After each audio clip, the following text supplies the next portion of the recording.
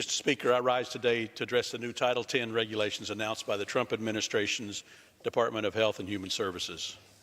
Title X is a family planning program authorized in 1970 to provide family planning services to low-income women.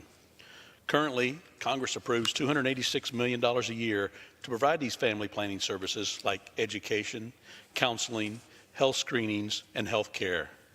For years, pro-life protections like the Hyde Amendment sought to ensure tax dollars, including Title X funds, would not go to abortion providers. However, the Clinton-era Title X regulations have sadly mandated that all grantees refer abortions as part of their family planning services and created loopholes allowing Title X funding to flow to organizations which provide abortions, such as Planned Parenthood. Under these Clinton-era regulations, Planned Parenthood has been able to receive an average of $56 million in tax dollars each year from Title X. Clearly, this is not in line with what the intent of the Title X family planning program, and it's past time to change.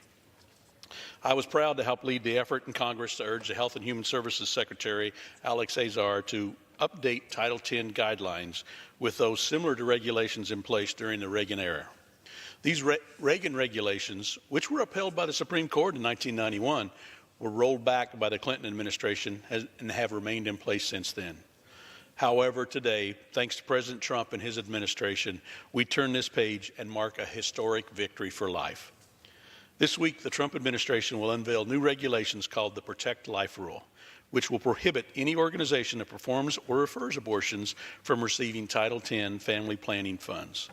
The Protect Life Rule will mandate that Title X grant recipients be physically and financially separate from facilities that provide abortions, closing for good that loophole that has allowed organizations like Planned Parenthood to receive Title X funding.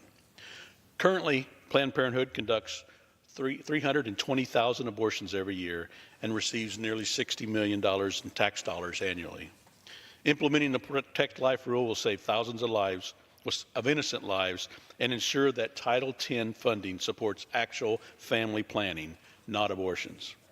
The Protect Life Rule will also increase safeguards for victims of sexual assault, these victims who've already been abused. And implementing the Protect Life Rule will not cut any funds that go towards family planning to support mothers and families every day. In fact, it will provide more money net for legitimate family planning activities. To suggest otherwise would be a politically motivated lie to the American people. Contrary to the doomsday rhetoric used by pro-abortion advocates, this is a great day for life and for families across America. I want to thank the dozens of pro-life grassroots organizations and more than 150 of my colleagues from the House and Senate who joined this effort to push back for the new Title X regulations, especially Representatives Black, Hartzler, and Smith.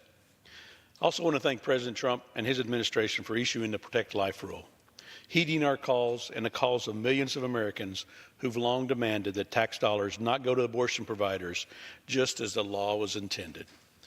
President Trump ran on as a pro-life candidate, and the Protect Life Rule is just the latest example of how the President and Republicans in Congress believe in keeping our promises to the American people.